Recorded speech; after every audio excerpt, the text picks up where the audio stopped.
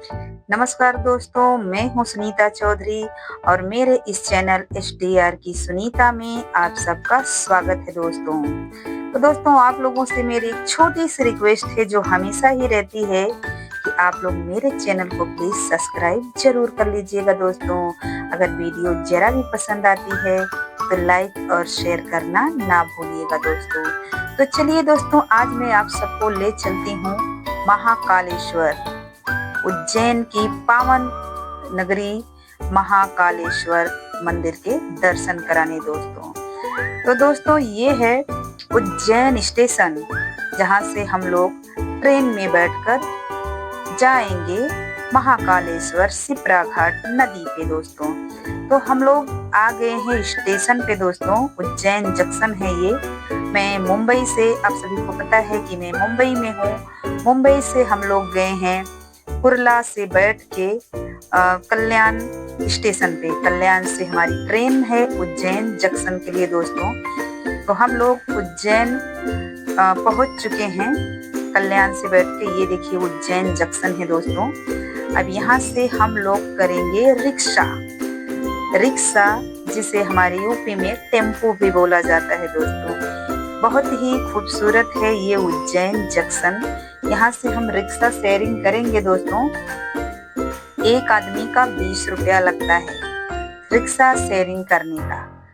इतने सारे लोग हैं कि एक रिक्शे में नहीं आएंगे, तो हमें 2 रिक्शा करना पड़ा दोस्तों। अब हम सब लोग 2 रिक्शे में बैठकर पहुंचते हैं होटल, जहां पे रूम लेना है हमें। दोस्तों, आप लोग यहाँ रूम ले सकते हैं, सस्ते महंगे बहुत सारे धर्मशालाएं हैं। आप यहाँ पे रूम ले सकते हैं। हम लोगों ने जो रूम लिया है, एक रूम का किराया है 1250 दोस्तों। 1250 है। अगर आप 2 रूम लेंगे तो 1650, 1650 रुपए लगाया। तो हम लोगों ने एक रूम लिया, उसमें हम लोग एडजस्ट हो गए। 3 फैमिली थे, छोटे छोटी फैमिली। और उसके बाद हम लोगों ने वहां पे सामान रखा। सुबह पहुंच गए थे हम लोग 8 बजे धर्मशाला पे। सामान रखा, ताला लगाया, कपड़े लिए और वहां से निकलते हैं हम सिप्रा नदी राम घाट पे दोस्तों। जी हाँ, यहाँ पर आने वाला हर व्यक्ति सबसे पहले राम घाट सिप्रा नदी में स्नान करता है। उसके बाद महाकालेश्वर के दर्शन होते हैं दोस्तों। उज्जैन जंक्शन से हम लोग निकलते हैं। थोड़ी देर के बाद हमें रिक्शा मिलती है, जिसे हम टेम्पो कहते हैं अपने यूपी में दोस्तों, और यहाँ रिक्शा बोलते हैं इसको। तो रिक्शे में बैठ के हम लोग देखिए जा रहे हैं धर्मशाला पे, जो उज्जैन महाकालेश्वर मंदिर के थोड़े पास में ही है धर्मशाला। बहुत सारे धर्मशालाएं हैं दोस्तों, सस्ते महंगे। आप लोग जैसा करें वैसा मतलब ले सकते हैं। अब हम लोग पहुंच चुके हैं राम घाट। उज्जैन का जो ये राम घाट सिप्रा मंदिर है नदी है दोस्तों, इसमें हम लोग स्नान करेंगे। तो मेरी अक्षु तो वो तो रो रही थी, नहीं स्नान कर रही थी। और हम लोग इस नदी में स्नान कर रहे हैं दोस्तों। बहुत ही पावन नदी है ये। कहते हैं इस नदी में अमृत का एक बूंद गिरा था दोस्तों। अमृत का एक बूंद गिरा था इस नदी में। ये बहुत ही पवित्र नदी मानी जाती है दोस्तों। कहते हैं इसमें स्नान करने से आपके सारे पाप नष्ट हो जाते हैं। इसमें 3 डुबकी लगाइए, 5 डुबकी लगाइए। और हाँ, इसमें साबुन लगा के नहाना मना है दोस्तों। आप इसमें तैर भी नहीं सकते, साबुन भी नहीं लगा सकते। बस जाइए, डुबकी लगाइए और सूर्य भगवान को जल देकर आप उसमें से निकल जाइए। और यहाँ पे बगल में कपड़े चेंज करने का रूम भी है दोस्तों। छोटा छोटा रूम है, आप लोग उसमें कपड़े चेंज कर सकते हैं। हम लोगों ने स्नान कर लिया। ये देखिए राम घाट सिप्रा नदी का कितना सुंदर नजारा है दोस्तों। इधर से उधर तक बीच में ये पुल है, पुलिया बनी है सुंदर सी। और इसमें बहुत ही सुंदर खूबसूरत दिख रहा है। बहुत ही सुंदर खूबसूरत है। यहाँ पे बहुत सारे मंदिर हैं, छोटे छोटे मंदिर हैं, शनिदेव के मंदिर हैं। बहुत सारे मंदिर हैं दोस्तों, अगर पूरा मंदिर घूमा जाए तो आप लोग एक दिन में नहीं घूम पाएँगे। लेकिन सबसे मुख्य मंदिर है महाकालेश्वर। दोस्तों मैंने अपने हस्बैंड के साथ डुबकी लगाई पानी में, बहुत ही अच्छा लगा।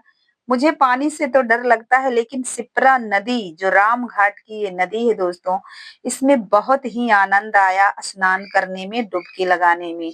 फिर हम लोग नहाकर कपड़े चेंज करके बाहर आते हैं और अपने ये माथे पे महाकालेश्वर लिखवाते हैं दोस्तों, जय महाकाल। ये यहाँ का जान लीजिए कि सबसे ये बहुत ही फेमस है कि जो लोग आते हैं उज्जैन महानगरी महाकालेश्वर के, वो अपने माथे पे बिना महाकाल लिखवाए नहीं रह सकते। बहुत ही खूबसूरत लगता है, बहुत ही अद्भुत मतलब एनर्जी आ जाती है इसमें कि बहुत ही अच्छा लगता है दोस्तों। तो ये उज्जैन की महाकाल की नगरी शिप्रा नदी का ये घाट है दोस्तों, राम घाट शिप्रा नदी। सब लोग इसमें नहाते हैं। नहा के उसके बाद अब हम चलते हैं दोस्तों दर्शन के लिए आगे बढ़ते हैं। आगे बढ़ते हैं दोस्तों। तो ये शिप्रा नदी यहाँ पे स्थिर है। यहाँ पर विराजमान है श्री महाकालेश्वर का ज्योतिर्लिंग। दोस्तों जो 12 ज्योतिर्लिंग में से एक है। कहा जाता है महादेव स्वयं यहाँ प्रकट हुए थे, इसलिए ज्योतिर्लिंग की महिमा बहुत अद्भुत मानी जाती है दोस्तों। बहुत ही अच्छा लगा राम घाट पे दर्शन करके दोस्तों। सेल्फी वेल्फी लिए, सब लोग वीडियो वीडियो बनाए। यहाँ से जाने का तो मन ही नहीं कर रहा था दोस्तों, बहुत ही खूबसूरत लगता है। इसमें छोटी सी वो नाव भी चलती है, क्या बोलते हैं उसको, जो पैर से चलाते हैं, उसमें आप लोग आनंद ले सकते हैं। नौका है छोटी सी। उसके बाद दोस्तों इस ज्योतिर्लिंग की महिमा बहुत ही अद्भुत मानी जाती है दोस्तों। मंदिर के पास में बहने वाली शिप्रा नदी पर लगता है कुंभ का मेला, जो हर 12 साल में एक बार लगता है दोस्तों, जो 2028 में लगेगा।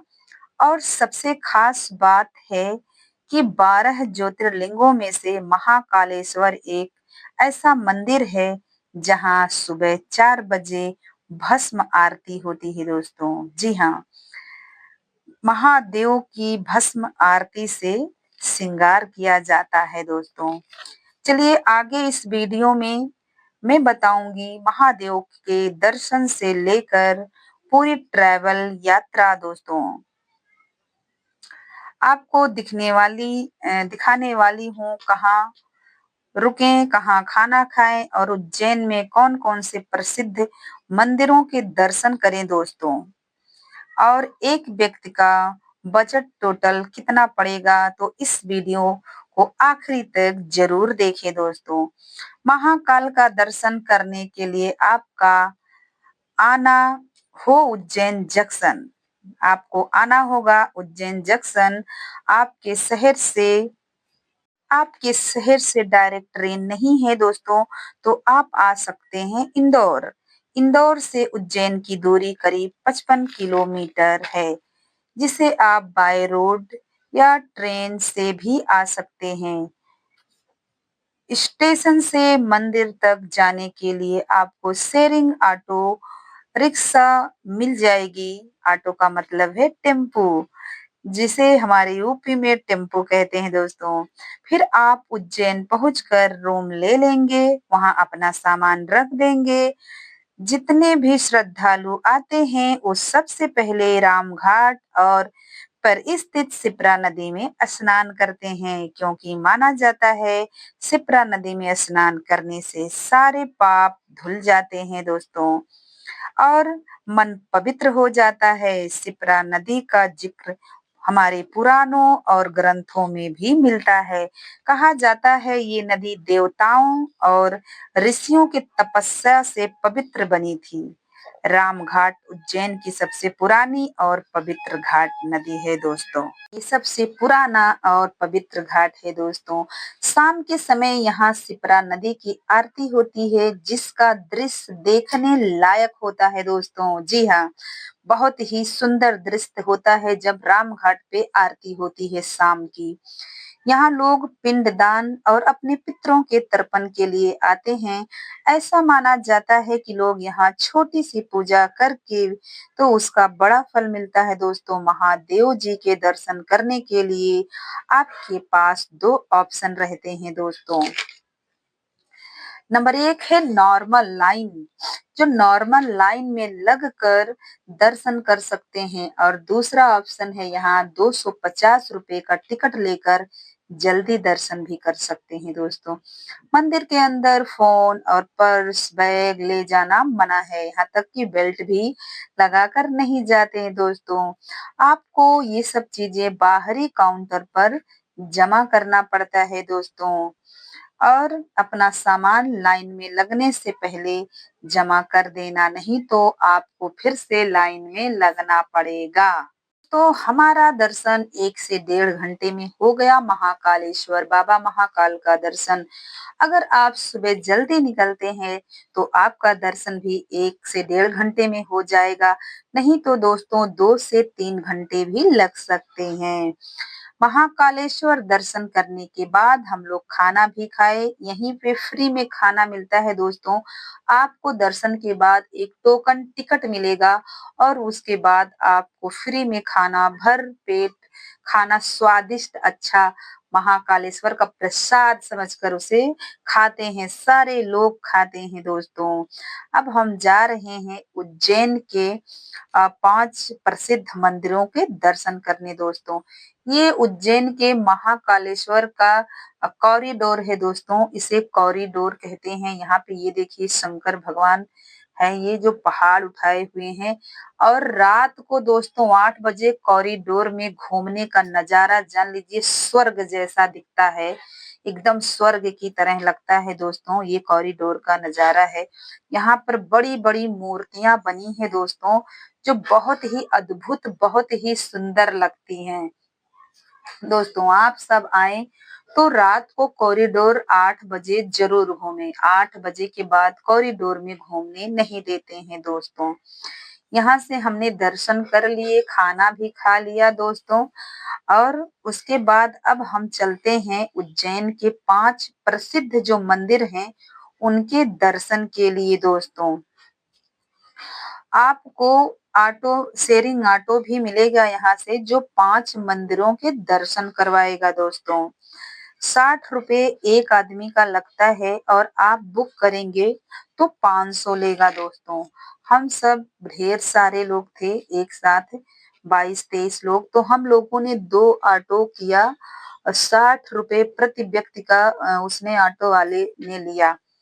उज्जैन मध्य प्रदेश में स्थित महर्षि संदीपनी के आश्रम पहले हम पहुंचते हैं।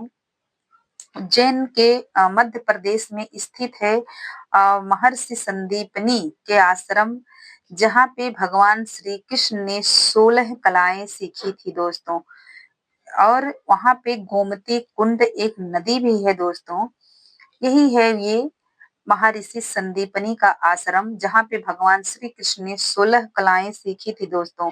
और यहाँ पे जो ये गोमती कुंड है, नदी है, कहते हैं कि स्नान करने के लिए बहुत दूर जाना पड़ता था, तो यहाँ पे ऋषियों ने तपस्या करके इस गोमती कुंड नदी को इसका निर्माण किया था दोस्तों, ताकि दूर ना जाना पड़े।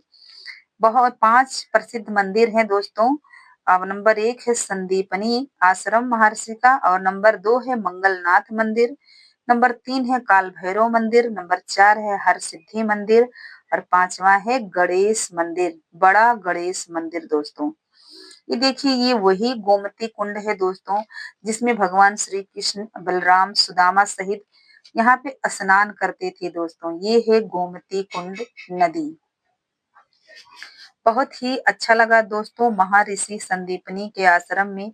जो महर्षि संदीपनी है, जो कृष्ण भगवान के गुरु थे, उन्हें जो शिक्षा देते थे, 16 कलाएँ जो यहाँ पे उन्होंने सीखी, ये वही आश्रम है दोस्तों, जो आज भी यहाँ पर स्थित है। बहुत ही सुंदर, मनमोहक है दोस्तों, कि यहाँ पे चले जाओ तो यहाँ से आने का मन नहीं करता है।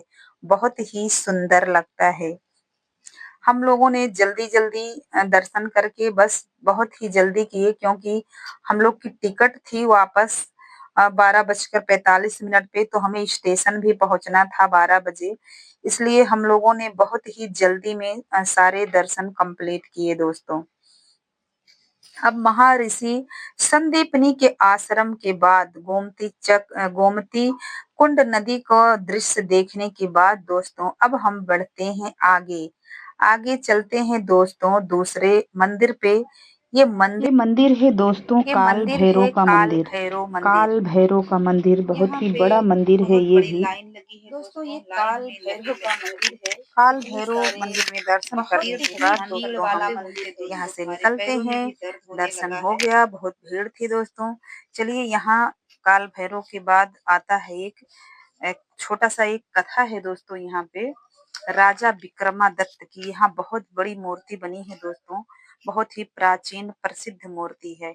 एक समय की बात है, एक छोटे से गांव में राजा विक्रमादित्य नाम के एक राजा अत्यंत सत्यवादी और परोपकारी थे। उनका स्वभाव सरल, न्यायप्रिय और जनता के लिए समर्पित था दोस्तों। राजा हमेशा कहते थे, सत्य और धर्म से बढ़कर कोई बड़ा धन नहीं है। उनके राज्य में एक समय भयंकर सूखा पड़ा, खेत सूख गए, पशु पक्षी भूखे मरने लगे और लोग भूखे हो गए। राजा विक्रमादित्य ने सबके लिए राज्य के भंडार खोल दिए। वह स्वयं भोजन कम करते थे, जनता को भोजन बांटते और रात रात भर घूमकर लोगों की पीड़ा समझते थे। एक दिन राजा के दरबार में एक साधु और परीक्षा लेने आए और कहा, राजन, जो संकट में भी धर्म नहीं छोड़ता वही सच्चा राजा कहलाता है। साधु ने मांग की, मुझे साजा की लकड़ी से बना एक दीप दान चाहिए, वह मेरे यज्ञ में सिद्धि देगा। लेकिन उस समय साजा का वृक्ष काटना अशुभ माना जाता था। राजा धर्म संकट में पड़ गए। गांव वालों ने भी कहा, राजा आप साजा का वृक्ष मत काटिए, पाप लगेगा।